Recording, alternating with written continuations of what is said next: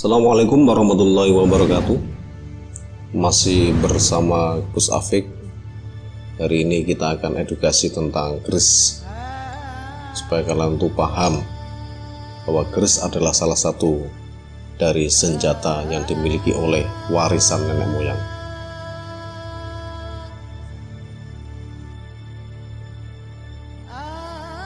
Jadi keris itu sebenarnya sudah ada di Nusantara ini sejak zaman Sriwijaya, yaitu pada 10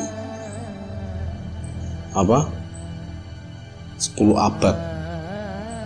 itu 10 abad sebelum Masehi itu sebenarnya sudah ada keris. Itu dimiliki oleh Kerajaan Sriwijaya. Namun karena ditemukan oleh budayawan-budayawan, keris itu diakui sekitar abad ke-15. Ketika zaman Kerajaan Majapahit. Padahal apa? Kalau kita telusuri di dalam candi-candi yang ada di Indonesia, di dalam Candi Borobudur saja itu ada gambar ya, atau relief yang sudah menunjukkan bahwa keris itu ada. Itu di dalam Candi Borobudur. Di dalam Candi Suku pun ada juga. Di situ ada seorang atau relief yang membawa keris seperti ini. Nah, bahkan kerisnya itu berlengkok-lengkok. Itu asal mula keris. Gitu. Nah, sebenarnya keris itu tujuannya diciptakan adalah sebagai pelindung diri. Gitu. Jadi untuk melindungi diri sang pemakai. Nah, keris bisa digunakan untuk yang pertama alat tikam, atau seandainya ada musuh, minimal keris ini bisa membela diri kita, bisa kita gunakan. Ada juga yang digunakan sebagai kewibawaan, juga ada juga yang digunakan sebagai pengasihan, ada juga yang digunakan sebagai kemakmuran. Itu adalah fungsi dari keris. Kenapa saya mengatakan seperti ini? Nah, contohnya supaya generasi milenial semua itu tahu. Para empu dulu ketika membuat keris itu bukan sembarang membuat, tapi ada tirakatnya yang menjadikan kuat itu mergopo. Keris yang dibuat ini ada tirakatnya dengan berpuasa. Bukan Gandring saja membuat keris itu berapa? 40 tahun. Makanya apa? Sampai 7 keturunan Kerajaan Majapahit itu tidak akan pernah lengser. Karena apa? Pembuat kerisnya itu berpuasa 40 tahun untuk menjadikan keris ini sebagai ageman para raja. Itu Empu Gandring. Gitu.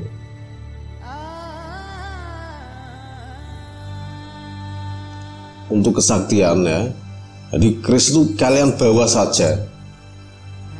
Itu jadi keris itu ada juga keris yang namanya Sumono Bungkem.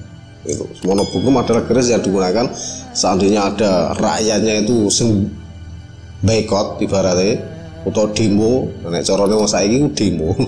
Nah, orang dulu itu hanya bawa keris saja yang namanya Sumono Bungkem. Itu sirup semua. Tapi para pendemo itu datang saja itu nggak berani. Karena apa? Kekuatan dari keris yang dibuat oleh empunya untuk menaklukkan jiwa-jiwa pemberontak. Itu bisa. Gitu. Terus ada lagi, nah, kalau kalian orang desa biasanya ada keris yang namanya keris brojol.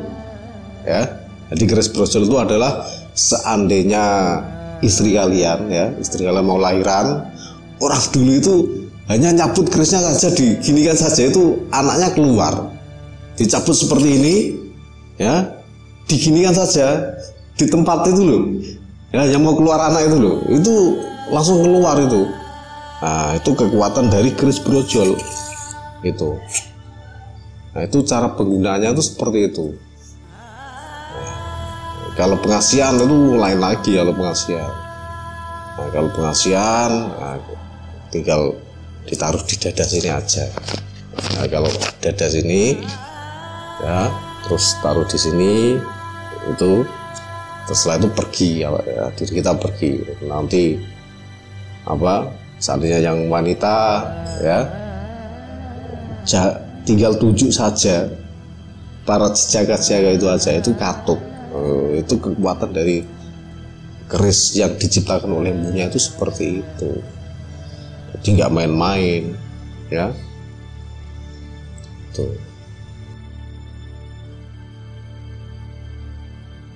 Kalau sampai saat sekarang itu sebenarnya masih efektif, gitu. Karena apa? Karena contohnya seperti ini.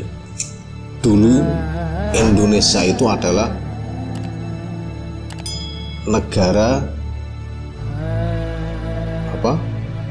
adikuasa, melebihi Amerika, melebihi Uni Soviet, dan melebihi negara lainnya. Karena apa? Di Indonesia dulu ada yang namanya pusaka Pataka. Nah, ini harus kalian ketahui, karena di dalam sejarah buku kita itu nggak ada, ya. Jadi tombak Pataka, ya, yang tapi berupa tombak, namanya tombak Pataka, itu adalah simbol kekuatannya orang Indonesia dulu yang menjadikan Indonesia sebagai power dunia. Itu harus kalian ketahui, ya. Ketika Indonesia memiliki itu, tidak ada satupun negara yang berani pada Indonesia, ya. Namun apa?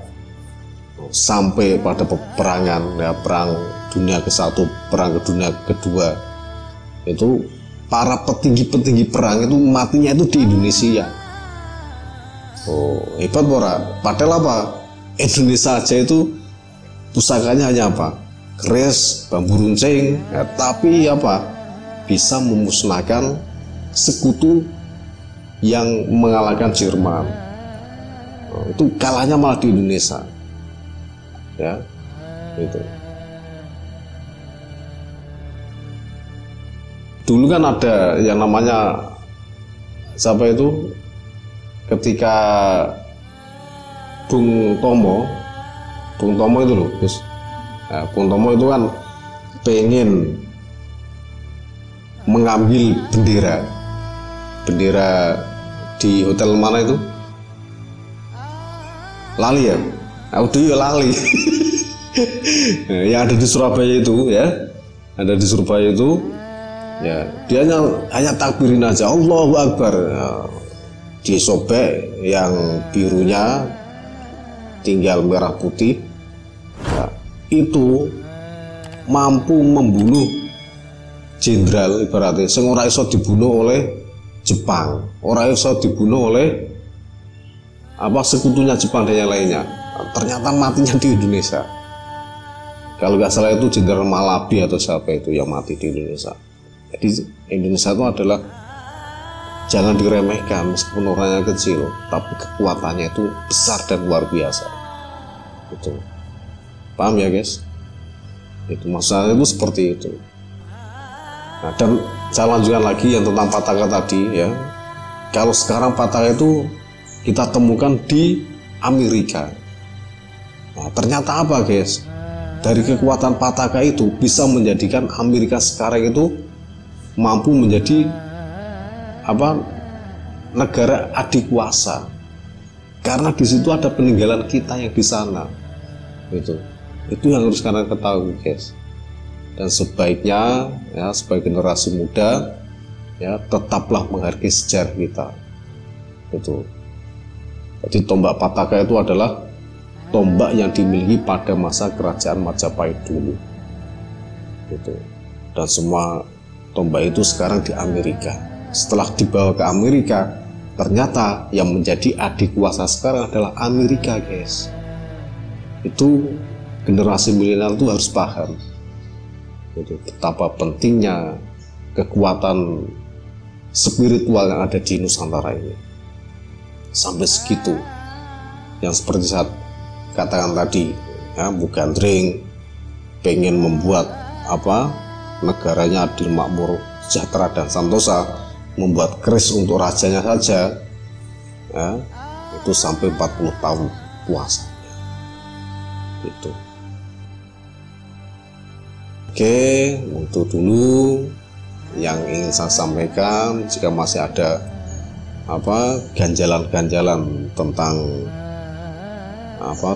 keris ya, saudara bisa komen di komentar itu, dan jangan lupa subscribe guys, dan tolong sampaikan ke sedulur-sedulur bisa lewat WA, Facebook, Instagram, dan yang lainnya.